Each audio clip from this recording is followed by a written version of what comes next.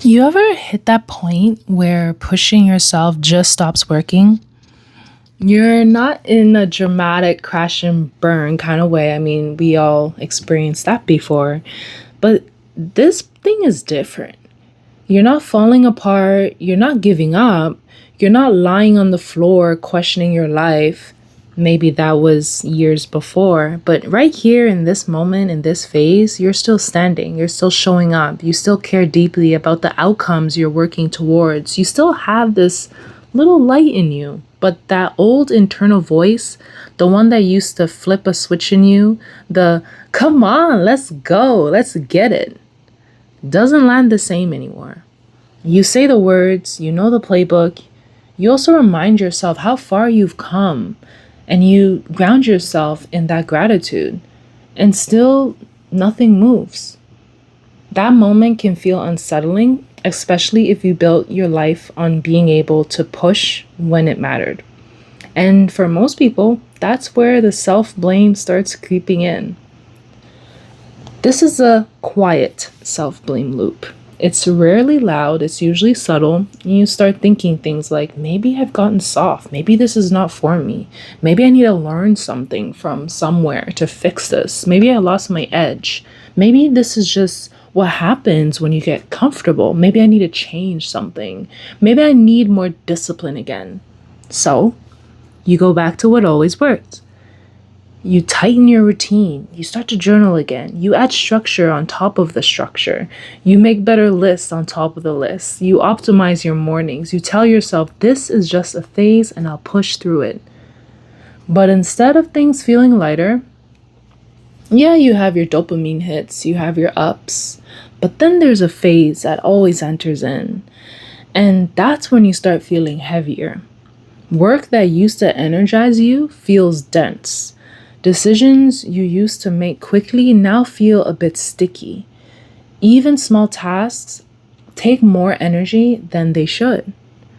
You get distracted easier. And it's not that what you have to do is not important, but this is where a lot of genuinely capable people get stuck because they mislabel what's happening. They call it a motivational problem, which is probably why you tend to tap into the podcasts and scrolling and the books and try and just find that inspiration to spark that energy again. But most of the time, it isn't a motivational problem. Here's what's exactly happening. Your system is tired of being overridden. And not tired like I need to take a nap. Tired like I've been compensating for you for a long time and I'm maxed out. I've been following this path for too long and this is not even where we're supposed to be going. Every time you told yourself this is just a temporary push, a temporary phase, and then never actually returning back to your timeline, your system adapted quietly.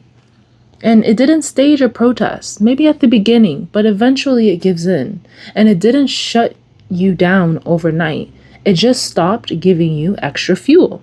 Think of it, of going on a road trip and you have this passenger that has the map, that knows the journey. You don't. So you tap into that GPS, knowing where they're going to tell you where to go. But eventually you're like, yeah, I got this. I think I know where I'm going now.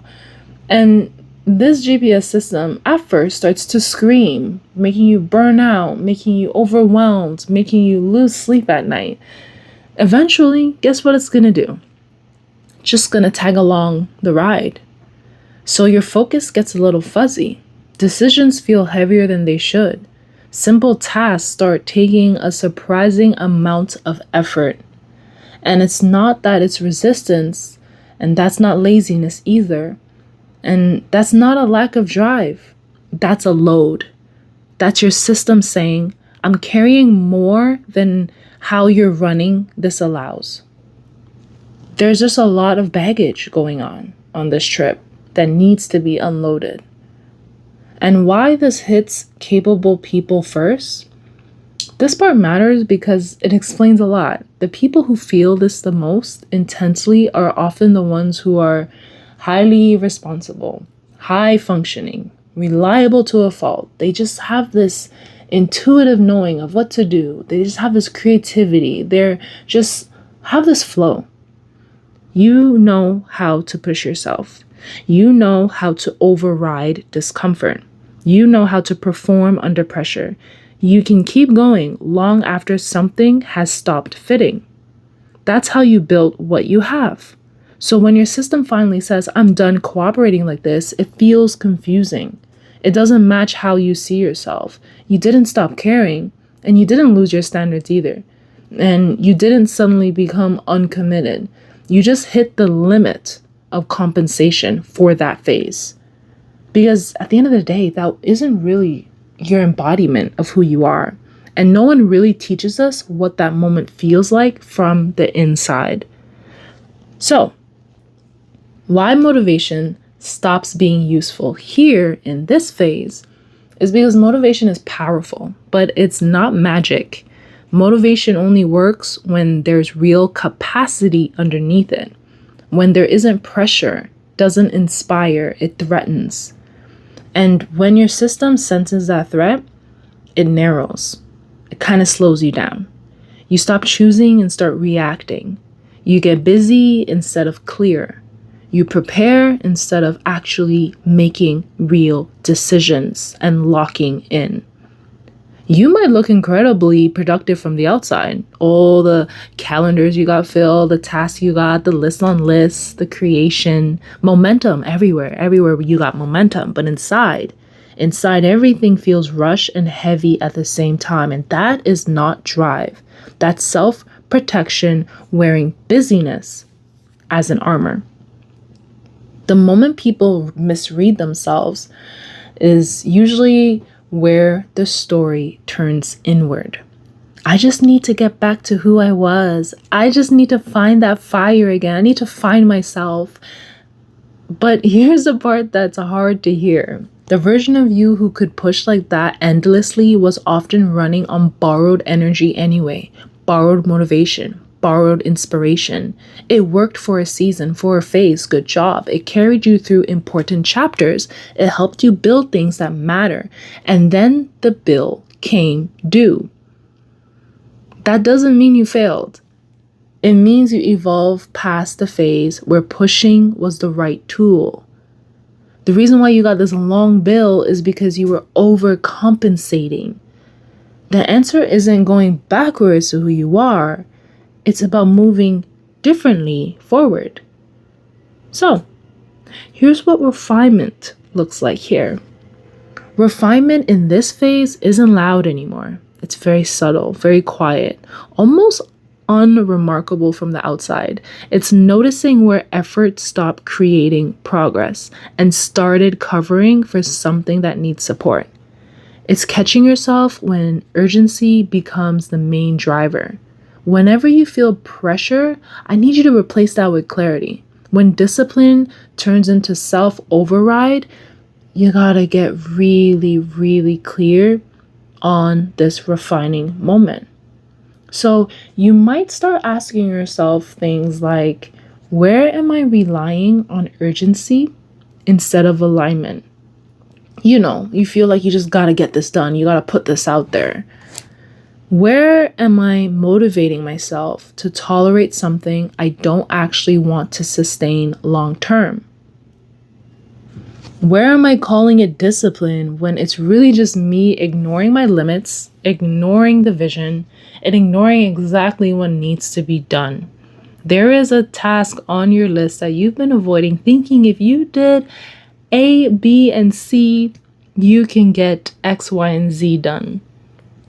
This isn't about quitting, and it's not about reinventing and recreation. It's about slowing down for the sake of rest.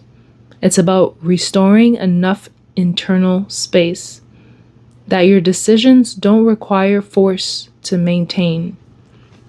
So let's join the refining table. Let's pause here. Here's the question for this episode. Where are you still trying to push yourself forward when something in you is actually asking for a different structure instead? Maybe it's the way your days are set up. Maybe it's the pace you quietly hold yourself to. Maybe it's the structure that you're on, isn't even in alignment with the vision, but you're trying out anyway, just in case it works. Maybe it's expectations you keep saying yes to out of habit. Maybe, just maybe, it can be how you are perceiving your present moment and missing out on how you can position yourself in the chaos for success. But for now, don't fix it. Don't turn it into a project. Don't optimize it. Just notice it. Awareness comes first, and I mean the whole awareness. Step back, see the bigger picture. Refinement starts there. So, you didn't lose your motivation. It's always there. It's a bit quiet. You outgrew the way you were using your motivation. And in the next episode, we'll talk about what shifts when people stop reacting to pressure, marketing tactics, and start thinking in sequences, step by step, in a way their system can support the vision. So, for now, let this breathe. You don't need to do anything with it yet. Just remember this conversation the next time you go to push yourself, the next time you are quick to try to solve something, the next time you are in that moment and something in you quietly doesn't move. Take a step back. That's not failure. That's information. And that's where the next version of you begins.